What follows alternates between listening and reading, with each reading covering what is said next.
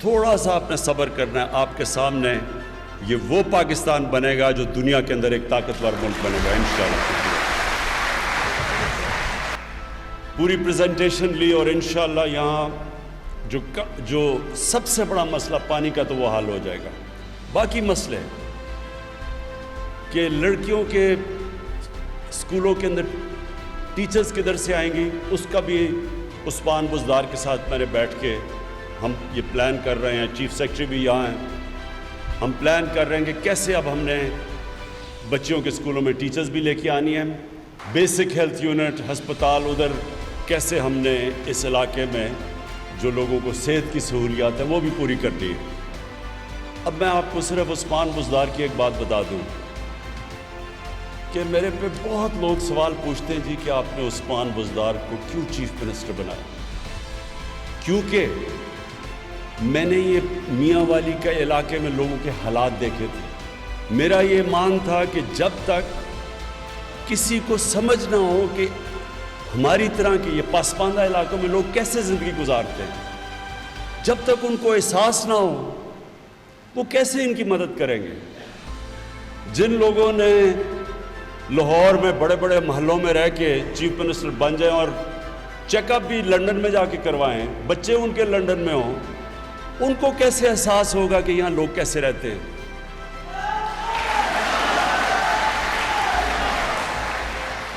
کیونکہ اس وقت پنجاب کا جو سب سے پاسماندہ ضلع ہے وہ ڈی جی خان کا جو ضلع ہے، میاں والی سے بھی پیچھے ہیں، وہ مسئلے ان کے میاں والی کے لوگوں کی طرح کے ہیں، وہاں بھی پانی کا بہت بڑا مسئلہ ہے، ادھر بھی ان کی بچیوں کے لیے تعلیم نہیں ہے، ادھر بھی وہ اگر انہیں کوئی کام کوئی بھی تھوڑی سی صاحب حیثیت بن جاتا ہے تو اس کو بچوں کو اسلام آباد یا لاہور میں جانا پڑتا ہے تعلیم کے لیے۔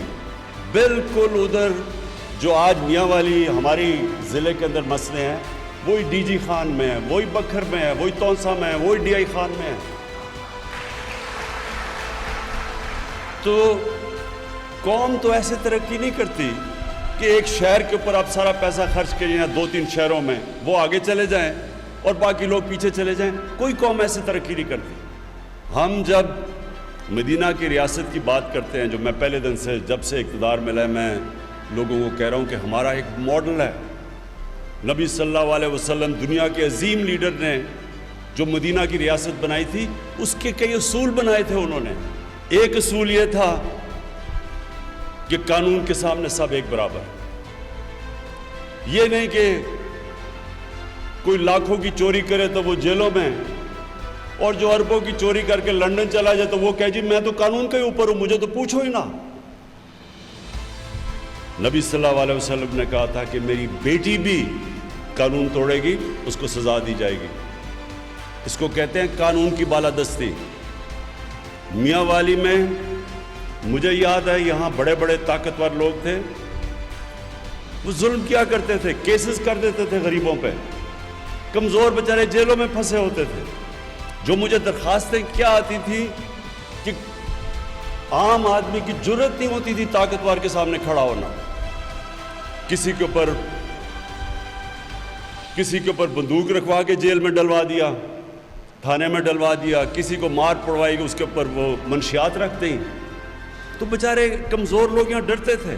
تو مجھے یاد ہے میں جب یہاں سیاست شروع کی تو سارے مجھے کہتے تھے کہ یہ جو بڑے بڑے دھڑے ہیں آپ ان کو کیسے شکست دیں گے؟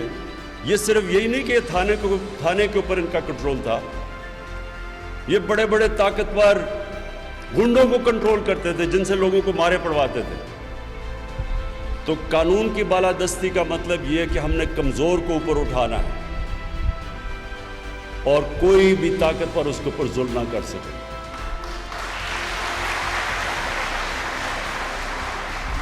اور انشاءاللہ میاں والی میں آئی جی صاحب یہاں آئے ہوئے ہیں، آپ نے مسلسل نظر رکھنی ہے، ایس پی صاحب یہاں بیٹھے ہیں، آپ نے نظر رکھنی ہے اپنے تھانوں کے اوپر، وہ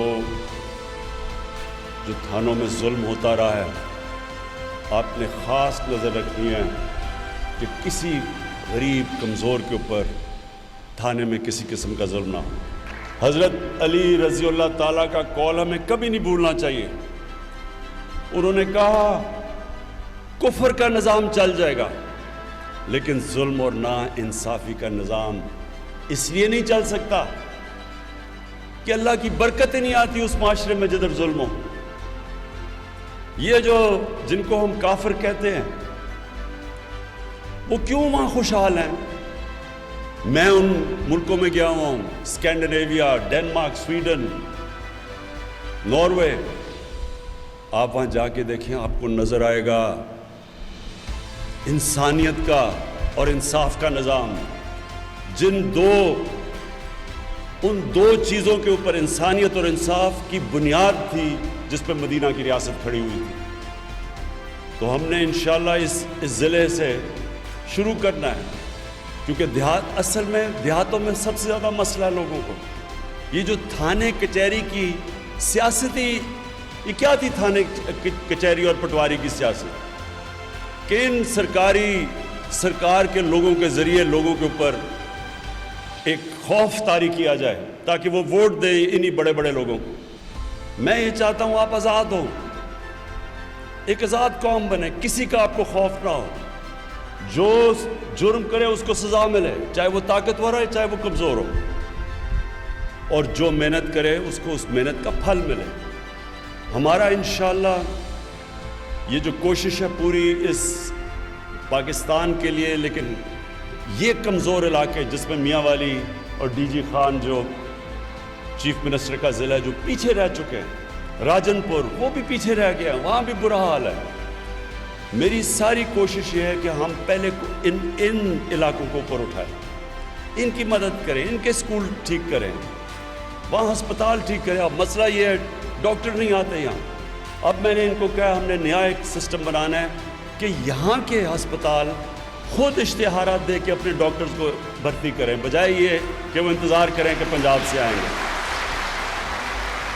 جس طرح یہاں یہ سارا اوپر خٹک بیلٹ پہ بچیوں کے اسکول میں ٹیچرز ہی نہیں تھی، لیکن دوسری طرف کرک میں سارے اسکولوں میں ٹیچرز تھی. تو کیوں نہیں یہاں سے ادھر کرک سے ٹیچرز لے لیں؟ لیکن سسٹم ایسے بنا ہوا تھا کہ نہیں جی وہ لاہور سے فیصلہ ہونا ہے کہ ٹیچر آئے گی یا نہیں آئے گی. تو ایک نیا نظام لے کے آئیں گے تاکہ ایسے علاقوں کے اندر ہمارے اسکولوں میں ٹیچرز بھی ہوں، ہسپتالوں میں ڈاکٹرز بھی ہوں، اور ہماری جو پولیس ہو وہ کمزور کی حفاظت کرے. پانی کا یہ شروعات ہے انشاءاللہ سارے علاقے کے اندر. یہ پانی کے اوپر ہم نے سب سے زیادہ زور دینا ہے، اس لیے کہ وہ بنیادی ضروریات ہیں لوگوں کی. اس کے بعد یہ جو کیڈٹ کالج بنا ہے اس کو ہم نے اب، یہ ببلی خان کہہ رہے تھے کہ اس کو اپ گریڈ کریں، اس کو پوری ہم اس کو فنڈنگ کریں گے، اس لیے کہ میں چاہتا ہوں کہ سارے علاقے کے لوگوں کے لیے کوالٹی ایجوکیشن ملے. کیونکہ جب آپ کو اسکول، آپ کو پتہ ہوگا کہ یہ جب اس کے بعد میں جا رہا ہوں نمل ایک انٹرنیشنل سٹینڈرڈ کی یونیورسٹی ہے. تو یہاں سے جو لوگوں کو جانا پڑتا تھا لاہور اور تعلیم لینے کے لیے، اگر یونیورسٹی ایجوکیشن، اب آپ کے اپنے ضلع میں وہ یونیورسٹی نہیں، وہ نالج سٹی بن رہی ہے، وہ پورا شہر بن رہا ہے. اس میں مختلف قسم کے سکولز بنیں گے. مثلا پہلی دفعہ ایگریکلچر کے اوپر ریسرچ کی جائے گی تاکہ یہاں لوگ زمین کے اوپر گزارا کرتے ہیں، ایگریکلچر پہ گزارا کرتے ہیں.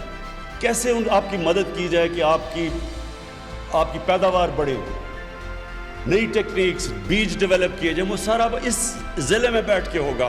وہ بلکہ آپ کی نمل یونیورسٹی صرف یہاں میاں والی کی نہیں مدد کرے گی، وہ سارا پاکستان کے لیے اب انشاءاللہ ریسرچ کرے گی، مدد کرے گی.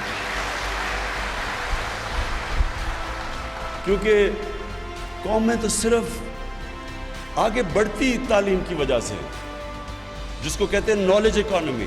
ہم اپنی کپاس بیچیں، کپڑا بیچیں، اس سے قوم نہیں آگے بڑھتی، امیر نہیں ہوتی. امیر ہوتی ہے جب آپ لوگوں کے اوپر انویسٹ کرتے ہیں، نالج اکانومی جیسے کہتے ہیں، لوگوں کو اعلیٰ تعلیم دیتے ہیں، ریسرچ کرتے ہیں، اس سے قوم اوپر جاتی ہے. اور یہاں کے جو ابھی اپنے نمل یونیورسٹی میں دیکھا یہاں میاں والی کے بچے جو نمل یونیورسٹی میں پڑھے ہیں اس کی ڈگری بریڈفورڈ کی یونیورسٹی کی انگلینڈ کی ڈگری ہے. یہاں سے بیٹھ کے بچوں نے فرسٹ ڈویژن لی ہیں بریڈفورڈ یونیورسٹی کی. سوچیے کتنا ٹیلنٹ ہے, اللہ نے کتنی صلاحیت دی ہے. تو میں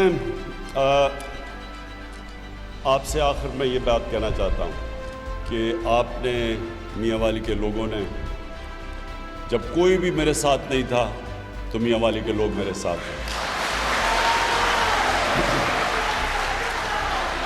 جب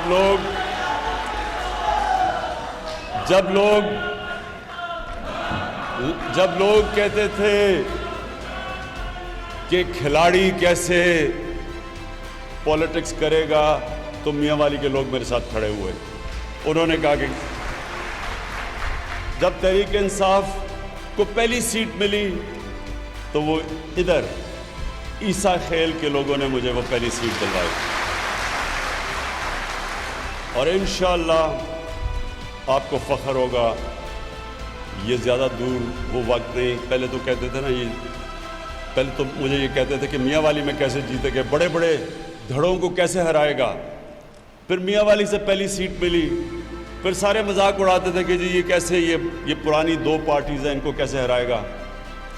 پھر جب ہم جیتے انہوں نے کہا جی آپ کہہ رہے ہیں نیا پاکستان کیسے بنائے گا. یہ سب کچھ انشاءاللہ تھوڑا سا آپ نے صبر کرنا ہے. آپ کے سامنے یہ وہ پاکستان بنے گا جو دنیا کے اندر ایک طاقتور ملک بنے گا انشاءاللہ.